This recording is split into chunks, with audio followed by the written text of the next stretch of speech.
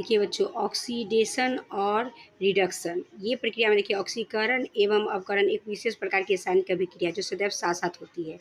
Reduction अभिक्रिया भी कहलाती है और रासायनिक शास्त्र के अध्ययन में इन दोनों प्रकार की अभिक्रिया के ज्ञान आवश्यक है। ऑक्सीकरण क्या है? ऑक्सीकरण ऐसी रासायनिक अभिक्रिया जिसमें किसी तत्व या यौगिक से ऑक्सीजन का संयोग या किसी यौगिक में हाइड्रोजन का निष्कासन, माने हाइड्रोजन निकलता है और ऑक्सीजन का संयोग होता है, तो उसको हम क्या कहते हैं? ऑक्सीकरण। ठीक है, इस अभिक्रिया में कार्बन में देखिए कार्बन ऑक्सीजन का संयोग होता है और यह कार्बन का ऑक्सीकरण हुआ। ठीक है, इसी तरह से सल्फर में देखिए, सल्फर को गंधक कहते हैं, इसमें भी ऑक्सीजन किसी यौगिक से हाइड्रोजन का निष्कासन होता है। ठीक है, इसमें हाइड्रोजन का देखिए H2O होगा इसमें से। उसके बाद देखिए आगे चलिए, इस अभिक्रिया में HCl से H का निष्कासन हुआ। ठीक है, बाहर निकला है HCl, अतः इस अभिक्रिया को HCl का ऑक्सीकरण कहते हैं। देखिए अवकरण, अवकरण अभिक्रिया ऑक्सीकरण के ठीक उल्टी होती है।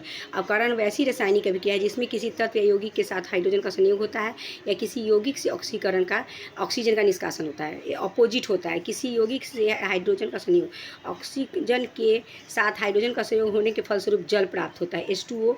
आप जानते हैं कि हवा और दोनों हवा H2O और O2 को अगर मिलाएंगे ना तो वो आपको ये बन जाए, ये वाष्प से जल जाना। जैसे कि हम लोग पानी भरते हैं और ग्लास के बाहर देखते हैं गैस ही रहता है ना, पानी तो अंदर ग्लास से बाहर नहीं आता, लेकिन फिर भी वो जल बंद कर बूंद बूंद करके बाहर निकलने लगता है कि नहीं। इसी अभिक्रिया देखिए, अब इसको कहते हैं हम अवकरण अभिक्रिया।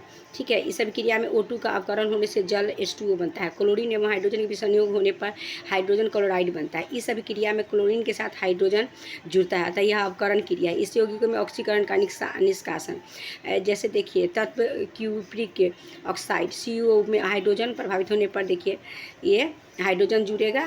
बच्चों, अगर आप केमिस्ट्री पढ़ते हैं तो अम्ल और भस्म, ऑक्सीडेशन, रिडक्शन और क्या है ये सब पढ़ लीजिएगा तो आपको, और पीरियोडिक टेबल, ठीक है ना, अम्ल और भस्म ये सब पढ़ लीजिएगा तो आपका केमिस्ट्री कंप्लीट हो जाएगा। पीएच का मान अभी ब्लड में पढ़ाए थे ना, पीएच का मान जब अगर पीएच इधर 0 की तरफ रहेगा तो ये देखिए अम्लीय मतलब कि एसिड हो जाता है, और क्षारीय पेस्ट उस्ट साबुन उबुन बनता है तो ये क्षारीय हो जाता है। ठीक है, इधर पीएच का दैनिक जीवन में महत्व देखिए, पाचन तंत्र में पीएच का महत्व होता है।